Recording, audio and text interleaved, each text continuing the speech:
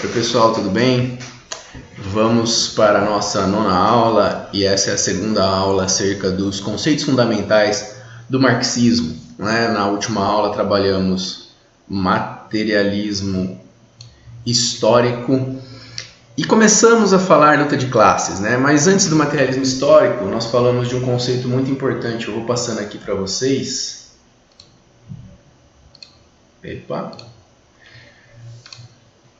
Que o materialismo histórico de Marx é um materialismo histórico dialético.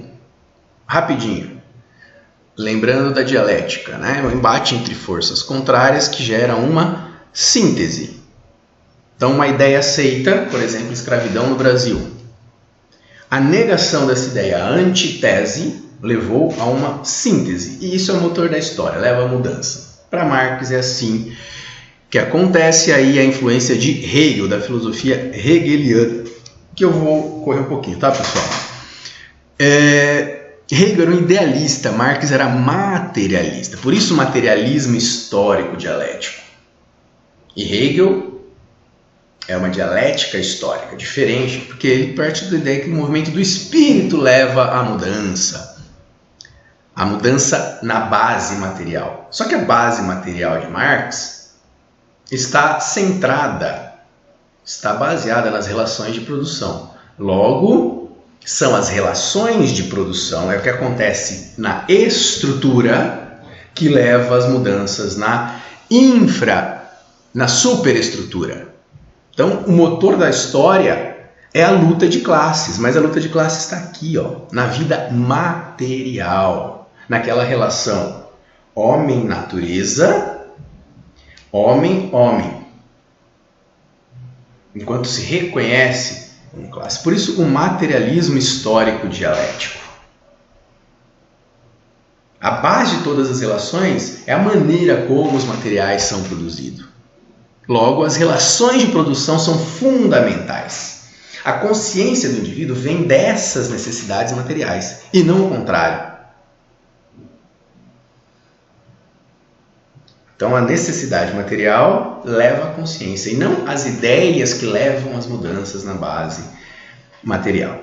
Bom, eu quero mostrar um slide para você. Eu tinha outros slides aqui.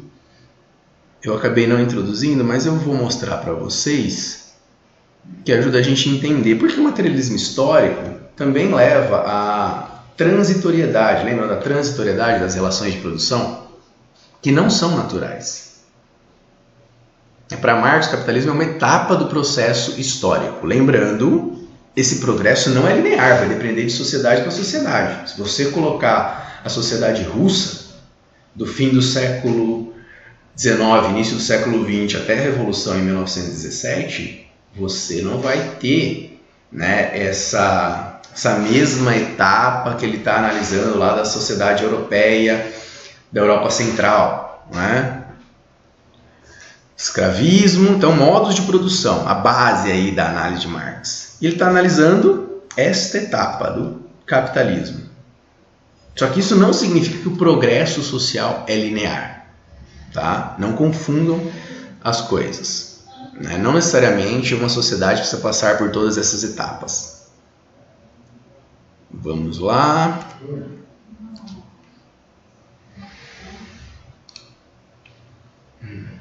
Aqui, deixei para vocês.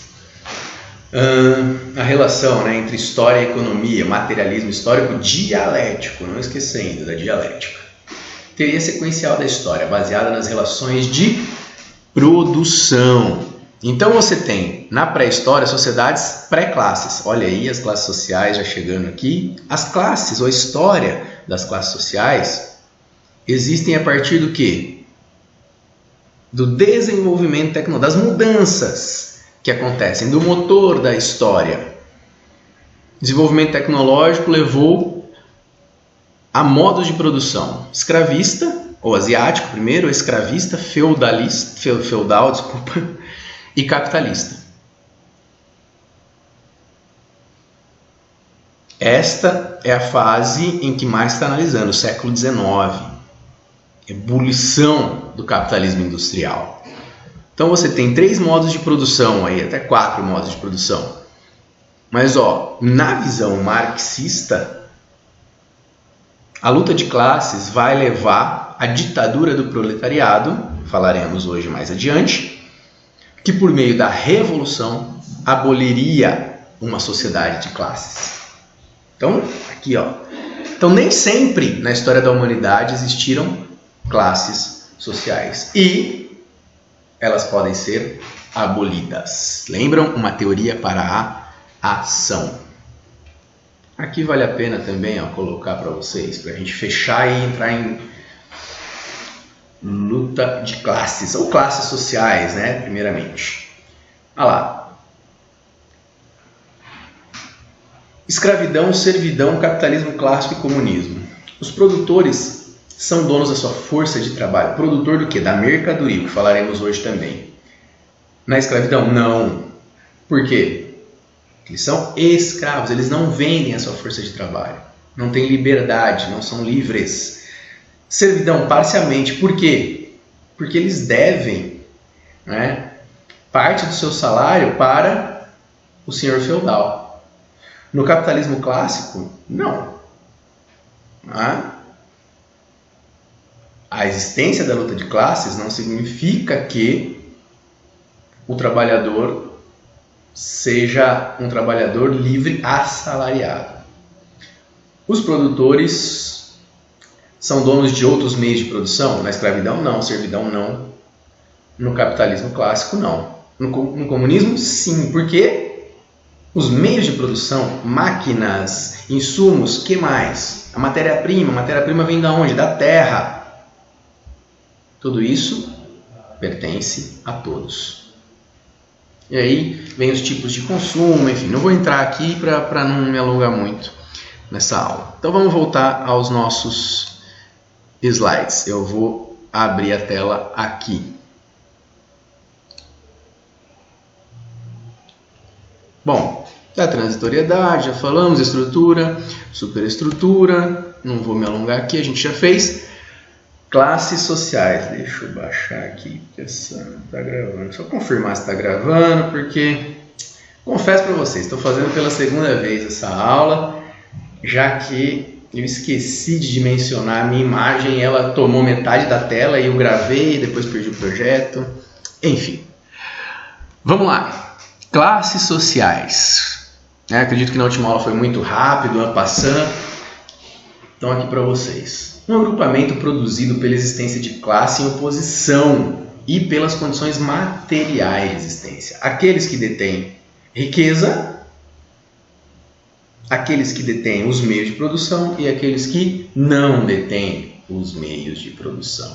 Aqueles que não detêm são os proletários, que vendem a sua força de trabalho em troca de um salário. Diferente do dono da empresa, do dono da fábrica, do dono da indústria, do dono da rede social, do dono ou de um grupo gigantesco, ou várias maneiras, o capital inventa muitas coisas, do Uber, por exemplo, e por aí vai, novas formas os trabalhadores serem aí explorados. Então, a classe social é produto de um período histórico, definida pela fonte de renda e não pela quantidade dela. Vamos prestar atenção aqui. Muita gente confunde isso. Vocês já devem ter uma noção boa disso, mas vocês devem conhecer várias pessoas que confundem isso. É definida pela fonte de renda. Qual a fonte de renda do burguês? A circulação da mercadoria, a venda da mercadoria. A exploração do trabalhador por meio da mais-valia, veremos adiante. E não pela quantidade de renda. Então, pode ser que um proletário, em um nível, numa hierarquia dentro de uma empresa, ganhe mais que o dono de uma indústria. Pode ser. Mas ele não deixa de ser um trabalhador, um proletário para Marx.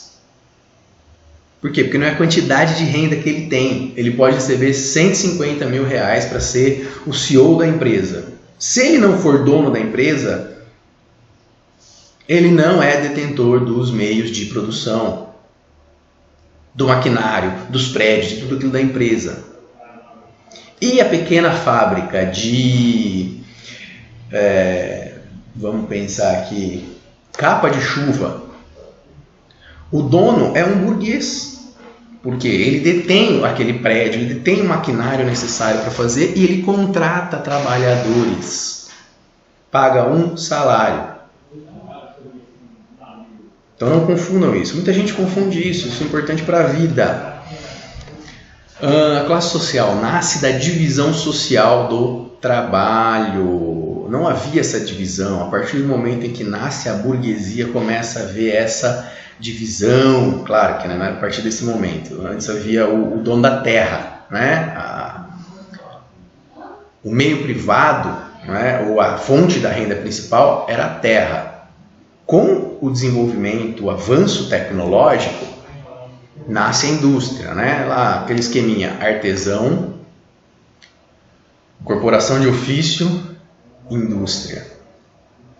E hoje os serviços, né? Indústria e serviços para além da indústria. Só alguns dados aí, né? O PIB dos serviços é maior do que o PIB da indústria.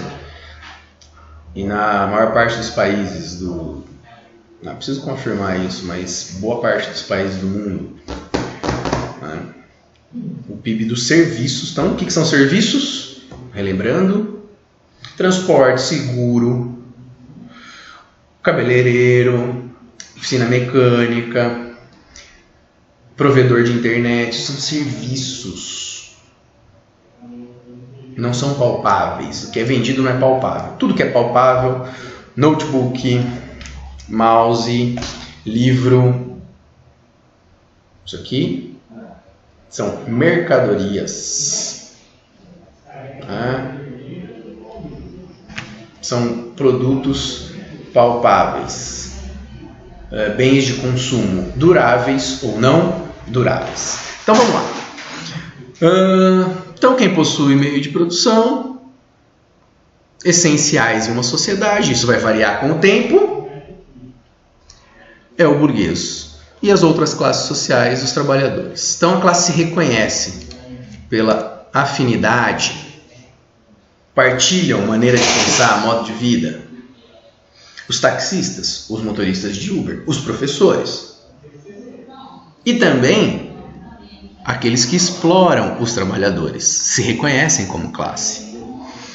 Essa charge vai ficar mais clara para a gente quando a gente entender mais-valia, né? Eu volto a essa charge, ela fica mais interessante. Então vamos lá. Explorados em fases aí, diferentes fases da humanidade. Escravos, era uma classe. Servos, ou os assalariados, e aí subdivisão de classes. Fazendo um adendo aqui, pessoal, essa divisão em classes sociais e o avanço do capitalismo no mundo, né, mesmo depois de mais de um século um século e meio, 1867, a primeira edição, a primeira publicação do Capital, você tem ainda, né, e uma diferença grande, né, no que Marx vai chamar de classe média. Né? Por quê? Porque você tem trabalhadores, como eu disse, que ganham mais do que burgueses, do que industriais. Você tem profissionais liberais e por aí vai. Então há subdivisões. Os estudos hoje, né, sobretudo do Flo, uma economista, foi premiada com o Nobel por seus estudos acerca da pobreza, da superação da pobreza. Né? Estudos de alto nível. Quem puder aí, eu não vou lembrar o nome do livro da Duflo, mas foi a última vencedora do Nobel de Economia. E ela escreve com mais 2 pesquisadores, um deles é o marido dela. Né? E os estudos hoje vêm para entender como superar essa condição de pobreza. Onde vem, né? Outros autores que buscam entender isso, desenvolvimento como liberdade, do Amartya Sen, vale muito a pena estudar. Então vamos lá.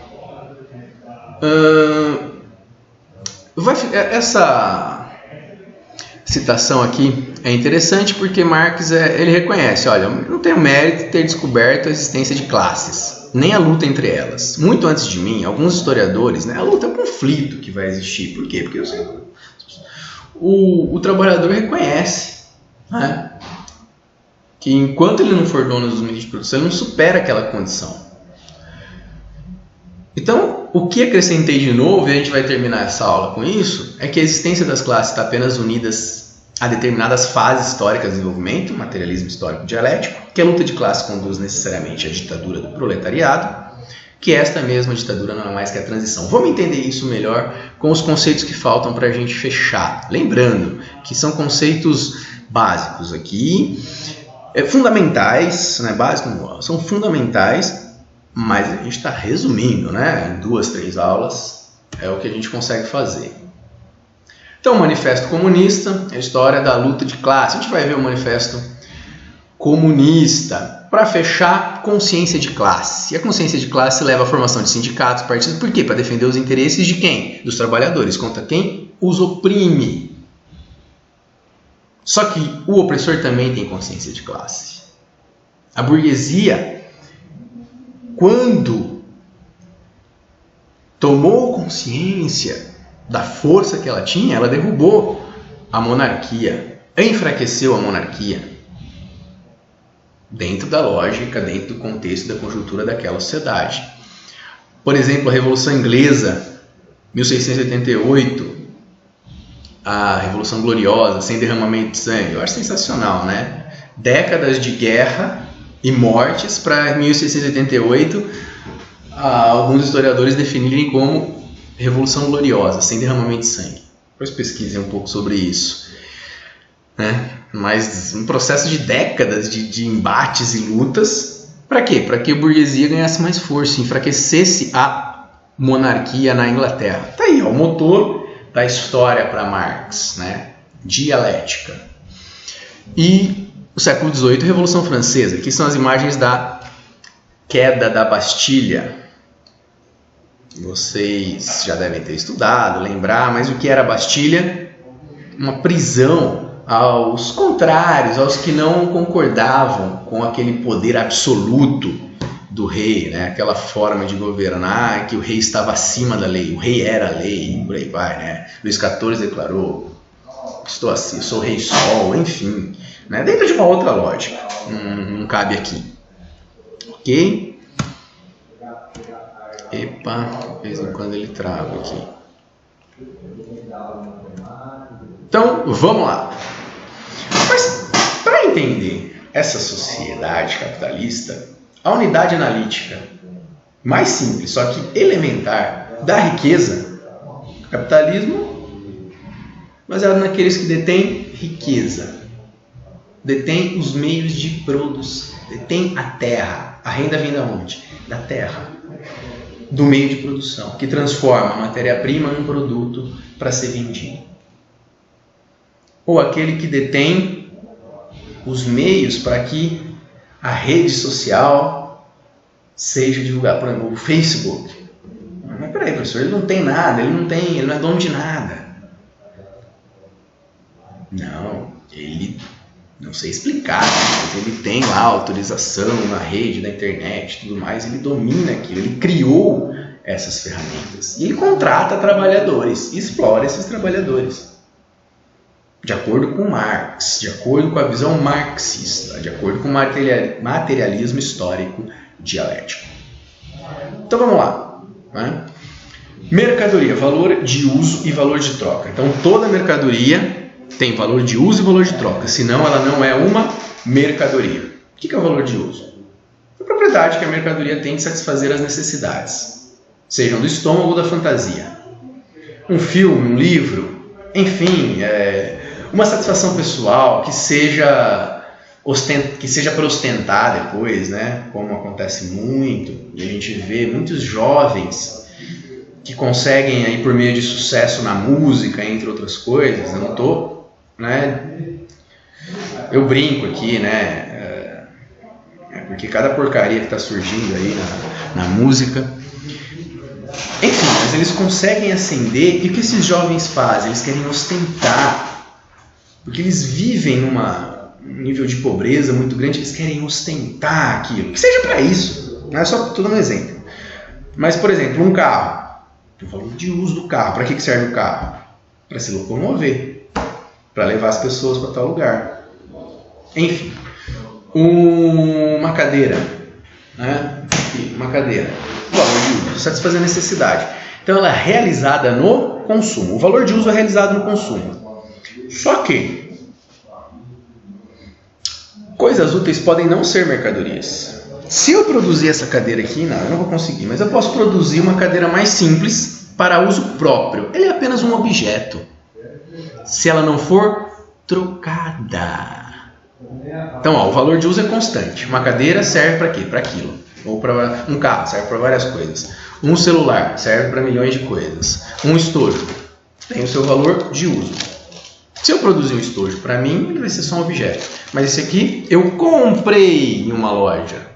Logo, eu paguei por ele. Então ele tem um valor também de troca. O que é o valor de troca? Pela lógica marxista. O tempo de trabalho gasto na sua produção. Claro, isso aqui vai gerar um preço. E a moeda é o quê? É o meio de troca. A função principal da moeda é ser meio de troca. Por quê? Porque inicialmente era o escambo. Então eu produzia a blusa, uma roupa, por exemplo. O artesão produzia a roupa, mas ele precisava comer. Então ele trocava aquela roupa por uma caixa de tomates, por exemplo. Mas pensem, o valor de troca é variável. Pode ser que uma caixa de tomate em uma sociedade tenha um valor de troca muito maior do que em outra sociedade. O preço seja muito maior. Uma determinada peça de roupa, isso vai variar, é variável o valor de troca. O valor de uso é o mesmo, né? O tomate para quê? Satisfazer a fome das pessoas. Então, quando há a circulação, existe o valor de troca da mercadoria. Para que isso aconteça, é necessário que haja um mercado. Então a troca vai acontecer. Algumas coisas são equivalentes, outras não. Mas a moeda é simplesmente troca. Eu produzi essa cadeira, eu quero trocar com a sua bola. Você produziu a bola, eu quero trocar com a cadeira. Mas a cadeira vale mais que a bola. Então você me dá a bola e mais algum dinheiro, mais alguma moeda. A troca acontece no mercado. Bom, o desenvolvedor de TI veste roupas, o pedreiro vai ao cinema, a arquiteta toma sorvete. É só pra gente... Só um minutinho, pessoal, vou pausar, porque o som aqui, quando a gente faz em casa, é complicado, as pessoas esquecem.